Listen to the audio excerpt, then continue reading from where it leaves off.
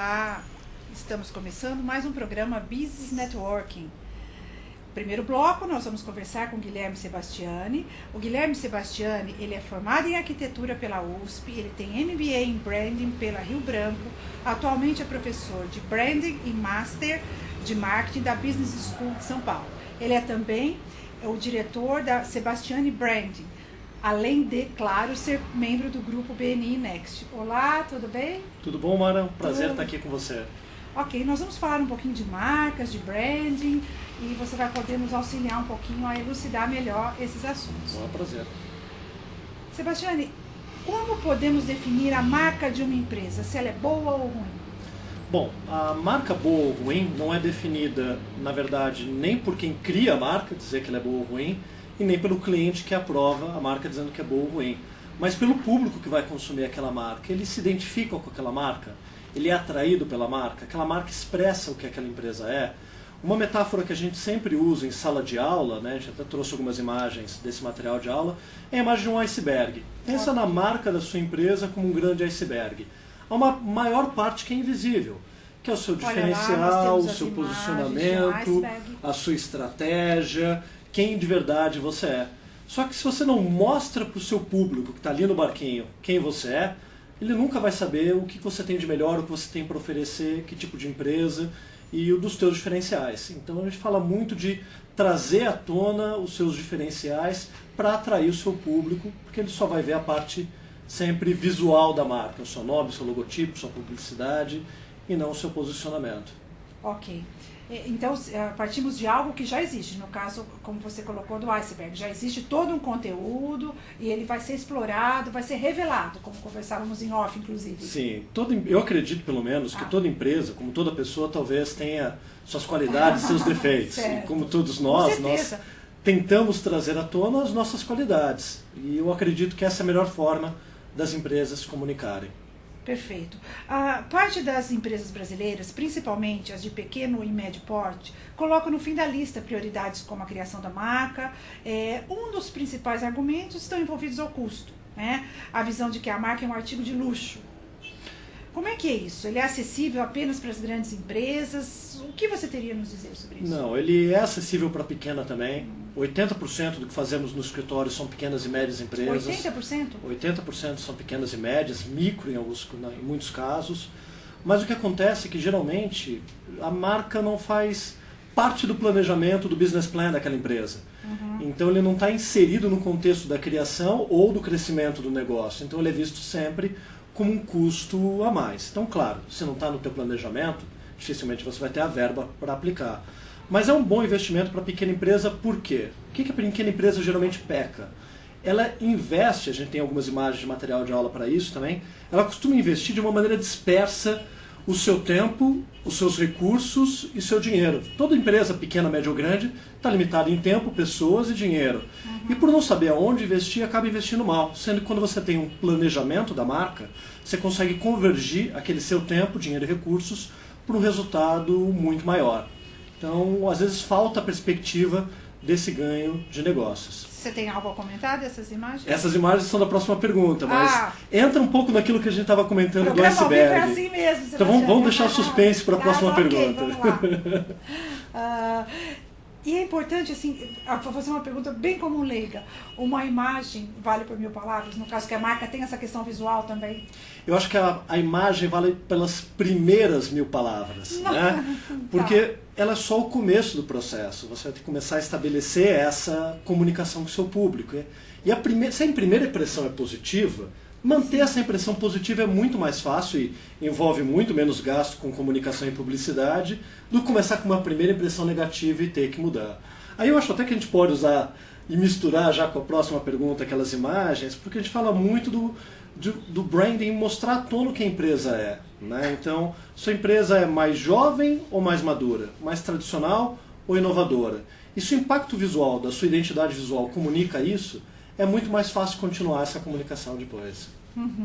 Perigos desse tipo de serviço, como a criação de uma marca. Que perigos? Bom, eu acho que a criação, o problema principal está em justamente sua marca não comunicar quem você é.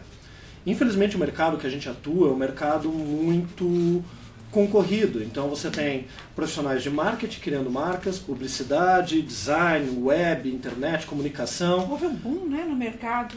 E aí todo mundo quer pegar a marca para fazer, né? Então o que a gente percebe é que nem sempre a marca que é desenvolvida comunica o que a empresa é, né? E aí o que sua empresa é? Qual dessas marcas é mais madura, sofisticada, inovadora, quando o cliente compara elas dentro do seu mercado? Então, muito do trabalho que o especialista tem, e a gente faz isso muito no nosso trabalho no nosso dia a dia, é pegar uma marca que até graficamente é interessante, mas que não vende o que a empresa é, e transformá-la numa marca em que mostra o que a empresa de verdade é. Ela pode ser ultra inovadora ou ultra tradicional, e as duas coisas podem ser positivas para diferenciá-las no mercado, desde que seja a verdade. Sebastiane, você comentou um pouco a questão de que muitos profissionais hoje virou até algo assim bastante, vamos usar o termo comum, parece que todo mundo sabe fazer, né? Uma coisa simples, até por questões de web design, enfim, ficou algo, parece que qualquer profissional que não precisa, você falou para mim que você tem uma pós-graduação, um MBA na parte de brand, de marketing, quer dizer, é profundo, é realmente a questão como um iceberg, o que se vê é uma ponta, mas é interessante colocar isso para o telespectador, o web espectador, porque hoje muitos profissionais se aventuram, né? Sim. Ou pseudo-profissionais, é importante essa colocação, ela é um pouco dura, mas ela é real, pseudo-profissionais, a pessoa faz um curso, se coloca no mercado, e existem casos onde existe um tempo, a empresa ela perde um tempo importante nesse momento até contratar um outro profissional, até fazer esse ajuste todo. Não, você tem total razão. Uma coisa que as novas tecnologias trouxeram, Mara, é que ficou muito fácil, né? O computador tornou tudo muito fácil. Uhum. Então você aprende um curso de software e você sai projetando um site, uma marca, um folder, uma peça de comunicação. Mas a gente tem um ditado que eu uso em sala de aula, uso dentro da empresa, que acho que é o mais importante. Assim, não basta saber desenhar. O importante é saber o que desenhar. Saber o que desenhar é 90% do trabalho. Saber se a marca deve ser, se ela deve ser jovem ou mais madura, se ela deve ser mais inovadora ou não. Então, não é uma questão de certo e errado do ponto de vista do desenho em si, mas do que a empresa precisa comunicar. E isso demora muito tempo para investigar e para descobrir. Então, novamente, não é saber desenhar o importante, é saber o que desenhar. Uhum. Metodologia, que seria isso que você está colocando, uma metodologia para a criação do nome de uma empresa. Como é feito todo esse trabalho? Exatamente o que você estava colocando, ou tem mais alguma coisa? Não, o trabalho é um trabalho bastante longo, né? E como criadores, muitas vezes a gente fica com vontade de chegar na etapa gostosa, que é a etapa do desenho. Mas para chegar de um resultado de uma marca que não passa a sofisticação que ela tem que comunicar, como o que a gente tem na tela, ali que foi um trabalho para a Advanced House, você tem que primeiro entender quem é a empresa, qual é o público dela, quais são os diferenciais, o que ela deseja atingir e quais são os seus concorrentes. E nesse processo de pesquisa você começa a descobrir o que é mais adequado ou não para a comunicação dela, seja na parte visual da marca ou no nome, né? E o nome cada vez mais é uma etapa importante no desenvolvimento da empresa e um ponto onde muitas empresas erram. Em termos de tempo, Sebastiane, você poderia nos dar mensurar quanto tempo leva desde o processo inicial até uma primeira finalização, vamos dizer assim? Até uma primeira finalização, primeiro desenvolvimento, vamos pegar 2 escalas de tempo. O projeto mais curto que a gente fez teve 5 semanas até chegar numa conclusão de como deveria ser o desenho de uma marca. O mais longo demorou mais de 6 meses até chegar nessa etapa, porque era muito mais pesquisa a ser desenvolvida. Foi um trabalho também bastante interessante. Temos uma imagem que você gostaria de comentar? A marca da DMI foi um processo bastante interessante por ser uma empresa de tecnologia. Ela tinha uma marca até muito similar àquela linguagem tradicional de tecnologia. Sim. Da IBM. E nós chegamos na conclusão, junto com o cliente nesse processo, que a principal característica que a marca deveria expressar é dinamismo e inovação. Isso diferente do que as demais empresas. Todo mundo fala em dinamismo, mas chegar a expressar dinamismo foi um processo bastante árduo e complicado. Então o case da DMI é um exemplo desse tipo. Ok. Temos uma outra imagem? A marca da Ecolabor foi, acho que, um dos projetos nossos mais premiados. Esse é um laboratório que é especializado principalmente na parte de análises ambientais, contaminação do solo, de água, e no momento cada vez mais se fala de ecologia. E a marca deles, embora já fosse Eco, fosse Labor, em nenhum momento mostrava não só esse aspecto ambiental, mas principalmente da inovação. E a mudança de marca ajudou a comunicar isso na empresa no mercado. Ok. E até com uma vantagem, né? Para a pequena empresa, o investimento de uma marca é feito uma vez só. Né? É diferente da publicidade, que você tem que continuamente investir. Desenvolver a marca, ela é feita uma única vez e ela potencializa, inclusive, os resultados de um trabalho bacana de publicidade. Com certeza. Então, apesar de ser um serviço difundido, ainda não é muito claro para muitas pessoas o que é o branding.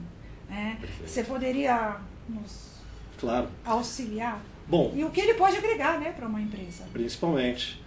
Claro que não é para toda empresa, porque a empresa precisa ter um diferencial, ela precisa ter algo próprio que a torne única. Mas o branding, basicamente, é um trabalho de gestão de marca. Como é que eu construo uma reputação e uma imagem positiva da empresa no mercado com base nos seus próprios diferenciais e qualidades? Então, é um pouco que a gente brinca que é a metáfora do patinho feio. A gente ajuda o patinho feio a virar um cisne nesse processo, a mostrar o que ele de verdade tem de diferencial de qualidade, mas desde que ele seja de verdade um cisne. A metáfora do patinho feio é bacana por conta disso, né? Ele não vira um cisne, ele era um cisne, né? E nós fazemos isso desde o desenvolvimento de um nome, de uma marca. Um caso acho que muito bacana pra gente, que a gente tem imagem aqui, é do Café Vitale. Era um produto muito bom, orgânico, né? Que tinha um diferencial de qualidade acima dos seus demais concorrentes. Acho que está na próxima imagem. E ele não era comprado pelos donos de restaurantes e cafeterias, que era o público-alvo deles, porque o público olhava e dizia: mas por que eu vou colocar mais um café aqui, vou colocar um café orgânico como uma opção? E todo o posicionamento dele foi trazer à tona a qualidade que de verdade ele tinha. Ele era um café mais puro, mais jovem, que optou por ser orgânico não por uma ideologia do orgânico, mas para trazer para o cliente nada mais do que o puro sabor do café. Quando isso foi expressado na marca, ele deixou de ser um café orgânico e gourmet para passar a ser um café gourmet que optou por ser orgânico para ser ainda mais gourmet, essa venda destravou, porque a gente trouxe à tona a qualidade que de verdade ele já tinha. Sebastiane, é incrível como nós consumidores não temos a real dimensão de todo esse processo e por que um produto, digamos assim, emplaca, não é? Nós não temos essa dimensão, simplesmente se chega a um ponto onde caiu no gosto popular, caiu na simpatia, no agrado.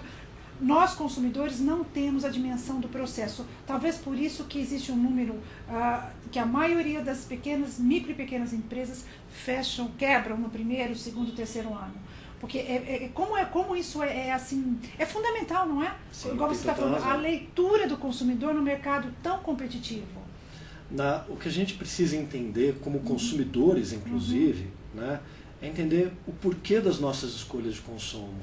E como consumidores entender, e até receber isso de uma maneira aberta, que nós não compramos um produto simplesmente pela qualidade que ele possui, mas por toda a imagem dele, por como ele nos faz sentir mais prazerosos em relação àquela escolha. Né? Você está, por exemplo, usando uma camiseta da Dunalina, que é uma marca que recentemente fez um trabalho fantástico de reposicionamento. Era uma marca muito voltada para o mercado masculino e não aparecia. E ela trouxe uma alma feminina, ousada, de mulheres que decidem, e trouxe isso à tona nas lojas, embalagens, produto. Sim. Então ela transpareceu algo muito além do que simplesmente uma boa camiseta de qualidade que ela tem. Ela agregou algo muito maior.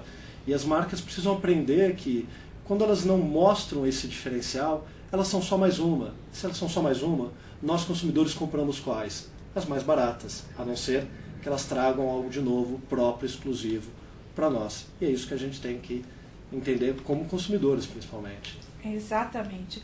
Você tem, não sei se você tem, não digo dado, porque aqui a gente não trabalha com dados específicos, até porque é bastante dinâmico, mas assim, em grandes capitais, no caso no Brasil, como é o trabalho? Você teria uma comparação com locais, por exemplo, de interior de São Paulo? Como é essa demanda em termos de público, no sentido de conscientização do empresário? Eu, assim, percebo o seguinte, que o empresário, digamos, do interior, embora às vezes de um poder aquisitivo alto, literalmente alto, às vezes questão agrícola, ou mesmo indústrias, não é empresa, indústria, mas ele ainda não tem, ele fica meio restrito. Está havendo uma transição? Como que é isso? Está acontecendo uma transição. Claro que o mercado principal ainda está nas grandes cidades, né? São Paulo é um mercado ótimo para isso, Rio de Janeiro um pouco também, mas hoje nós já temos clientes no interior. É uma parcela pequena do nosso trabalho, do nosso dia a dia? Mas ela vem aumentando. E eu acho que ela vem aumentando, Mara, principalmente porque a concorrência no interior também está crescendo. Muito. Tanto para lojas, indústrias, na parte de agronegócios, e cada vez mais daí a imagem, a reputação dessa empresa torna-se um ponto de diferencial no momento da escolha do público, do consumidor. Então eu vejo que à medida que o mercado vai ficando mais concorrido lá também, isso tem também se faz mais necessário, claro. porque inclusive empresas, né, com a questão das franquias, que se encontram em grandes capitais e mesmo capitais regionais, como a gente chama, essas lojas hoje são disponíveis em cidades menores. Sim. Então o consumidor ele começa a comparar, né, o que é oferecido por uma franquia que tem no Brasil todo, chega àquela cidade, aquela confecção local, vamos dizer assim, ela fica, entre aspas, em xeque também. Claro. Né?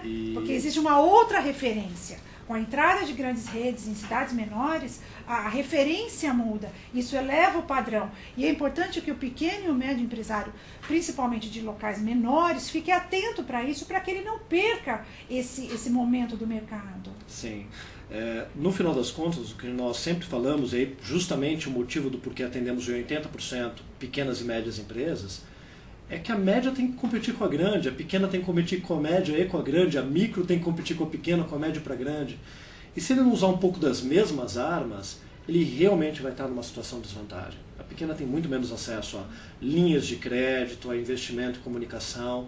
Então, o básico que ela pode fazer bem feito, acaba sendo cada vez mais fundamental para concorrer. E se você está no interior e as grandes marcas começam a chegar, as franquias, ou se até já existe alguma marca consolidada no seu mercado e você quer desafiá-la, você tem que ser um pouco mais inteligente, você tem que ser o Davi, você tem que ter uma pontaria adequada, né? E saber até, Letal. lembrando que o Davi ele não matou o Golias com a pedra, ele derrubou o Golias com a pedra e depois usou a espada, que era a arma do Golias, para derrubá-lo. Então a gente tem que saber usar as armas dos nossos concorrentes maiores a nosso favor também. Com certeza. E também, só para finalizar essa questão de mercados, né, mercados regionais, o que se nota já, acho que principalmente de uma década, na última década, é a questão do fluxo, né, entre pequenas. Antes a pessoa era mais restrita àquele comércio. Com esse momento da economia, é a questão do fluxo. A pessoa ela se desloca para locais próximos para poder consumir. Então, mais um motivo também para você fazer esse diferencial e, detalhe, ousar, que eu acho que é uma característica ainda não tão acentuada em comunidades menores. É a questão da ousadia, de ousar, para não perder esse mercado, esse time. O pequeno empresário ele tem muito medo de errar. Né? E isso é natural, porque você vive com poucos recursos no primeiro momento, mas em alguns momentos é necessário arriscar e algumas ousadias darão resultado e outras não. Mas o que se fala em gestão de inovação é que aquela inovação que geralmente dá resultado compensa eventualmente alguns fracassos no meio do caminho. Então, se você quer ser diferente, você precisa buscar fazer algo diferente dos seus concorrentes. Fazendo a mesma coisa, isso nunca vai acontecer. Não vou conseguir deixar de falar a respeito de falando em inovação. Eu vi uma palestra agora recentemente sobre a Tiffany, que comemorou, não tenho certeza o número de anos, mas que ela lançou uma pulseira que reflete o pôr do sol em Nova York. Algo ímpar, uma liga totalmente diferente e única no sentido assim, não estamos parados. Né, a cor do metal, meio rosé, mas não é aquele ouro rosé tradicional. Enfim, a questão do não parar. Para finalizar, Sebastiane, gostaria que você comentasse rapidamente a questão do BNI, nesse momento da sua vida, da sua carreira. Você é membro do Grupo Next. Isso. O que é o BNI, que é o Business Network International, a maior empresa de networking do mundo, presente em 53 países há mais de 27 anos. E gosto de números, porque o empresário gosta de números, certo? Então, no último ano, 3,1 bilhões de dólares. Bom, até o momento, o BNI já representa 10% do faturamento da Sebastiane, mas mais do que isso, ele promoveu para a gente um ponto, uma plataforma para a articulação de contatos com empresas da área de comunicação, publicidade, marketing, que são complementares aos nossos negócios. Então, a gente quer ver não só o resultado imediato desse trabalho, de estar num grupo de networking, conhecendo outros empresários, não só potenciais clientes, mas também parceiros de negócio, como um benefício não só para esse momento da empresa, para esses 10% atual do nosso faturamento, mas nós vemos esse número, esse percentual crescendo mês a mês, conforme as nossas articulações de negócios vão tendo uma esfera muito mais ampla. E o que é fantástico, né? Muitas vezes um negócio não vem por uma indicação do BNI, mas no momento que aquele empresário vai pedir opinião de outros profissionais, acaba recebendo também novamente uma indicação de alguém que está dentro do grupo. Então, nada melhor do que chegar num cliente, não com uma, mas com 3 referências para um negócio. Isso é fundamental. Com certeza. Nosso programa está chegando ao fim e eu gostaria de mais uma vez dizer que é um prazer entrevistar profissionais com a sua competência e muito importante nessa questão de marca, do brand, a profundidade que você tem nesse assunto, o investimento em termos acadêmicos, enfim. Grande prazer ter você aqui. Nosso programa, esse primeiro bloco, chega ao final. Espero contar com você aqui outras vezes. Muito obrigado, Mara. Pode chamar que eu volto com o maior prazer. Ok. Nós vamos a um breve intervalo e já voltamos. Eu vou entrevistar o Douglas Menezes, que ele é diretor do Instituto Passadori. Até já.